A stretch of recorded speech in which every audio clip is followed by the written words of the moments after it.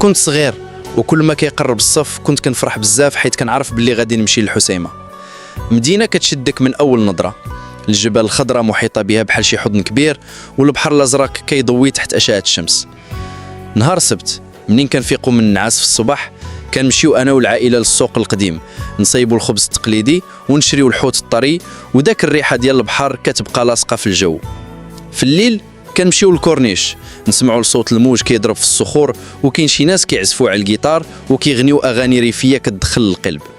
ذكريات الطفوله مع الاصحاب في شاطئ كيمادو على الصفيحه، كنا نجمعوا الحجاره ونبنيو قلع صغار، وفجاه الموج كيجي وكيهدم كل شيء، ولكن كنا نضحكوا وكنديروها من جديد. الحسيمه ماشي غير مدينه، هي شعور، هي ذكريات ديال البساطه، الضحك، البحر والشمس. وكل ما بعدت عليها كتشدك واحد الغصه في القلب وكتقول الحسيمه ماشي غير بلاصه نزوروها، الحسيمه بلاد نعشقوها.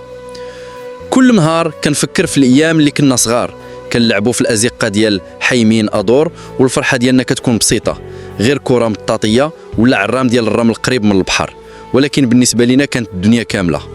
الصف في الحسيمه عنده نكهه خاصه، الناس كيخرجوا بكثره للشواطئ، كيمادوا بجماله، صفيحه بصفاء مياهه، والكربوني طالي بحال لوحه مرسومه. وكان البحر بالنسبه للجميع مدرسه ديال الحريه، كيعلم الصبر والمرح والعيش بلا هموم. ووسط هذا البحر والجبال كيبقى المنتزه الوطني للحسيمه شاهد على عظمه الطبيعه. مناظر الجبال اللي كتحضر البحر بحنان، والاشجار اللي كتعطي ظلال للمسافرين، كلها كتخلي اي واحد يوقف لحظه ويفكر شحال زوينه هاد البلاد. اما الذكريات فهي الكنز اللي ما كيضيعش. ذكريات الاعراس الشعبيه اللي كانوا الناس كاملين كيحضروا فيها وكيتجمعوا على الاغاني والطبخ الريفي الاصيل. ذكريات السوق الاسبوعي اللي فيه كيتلاقاو القرى مع المدينه، والاصوات والضحكات كتملا المكان. الحسيمه ماشي غير مدينه، هي شعور، شعور ديال الانتماء، شعور ديال الحنين، شعور ديال الدفء العائلي.